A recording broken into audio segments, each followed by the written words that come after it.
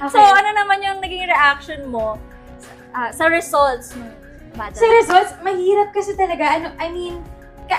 Sinabi ko nito kanina sa interview, regardless, kahit sino piliin mo doon, nakakaba talaga.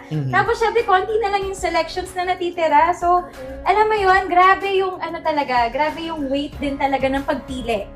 So parang ako, isa din sa mga players ko talaga, sana ako na lang yung piliin, hindi na lang ako yung mamili. Kasi mahirap talaga yung ikaw yung ipili din. And, ano ba bang gusto kong sabihin? Yung in terms naman sa acting talaga, ayun, syempre sobrang na-enjoy. Syempre, kapatid, alam mo yan, talagang grabe rin yung opportunities na dumating talaga sa atin right after the class. So happy lang din ako.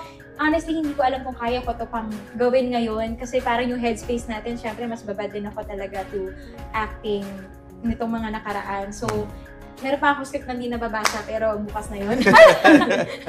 Pero, yeah. And speaking of, yung currently po na teleserye na ginagawa ko, again, on June po sa GMA Afternoon Prime, kasama ko po sa Akusada.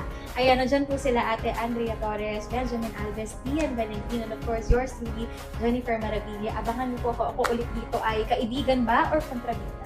Wow! Uy, ngayon June na yan, ha? Yes, ito na buwan na to. Ngayon na yun, guys. So, kasabay nito, after nito, abangan niyo ako doon.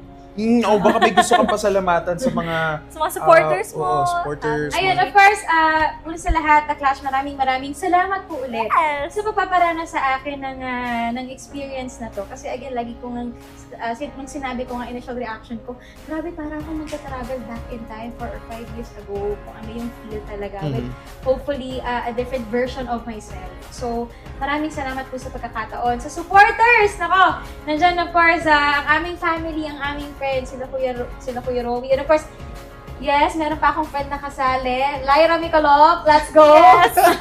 Lyra Marijoy, wow! Lyra Mikolov lang talaga. Pero yun guys, grabe ka-support yung mga friends namin talaga. Sila Kuya Rowie, Kuya Daryl Ong, maraming salamat. And ang best friend ko, Rachel Gabresa. Thank you so much everybody. Sa mga fans, sa lahat ng nagdasal, sa lahat ng talagang nanood pa at pumunta dito. Maraming salamat po. Ayun. Yes, we're so happy you graced us once again. Pinagbigyan mo at nagbigay ka ng isang napakagandang performance dito sa The Clash. Thank you so much, Jennifer. Thank you. We'll see you soon at manonood kami ng bago mong teleserye. Totoo. Yes, maraming salamat po. Masikila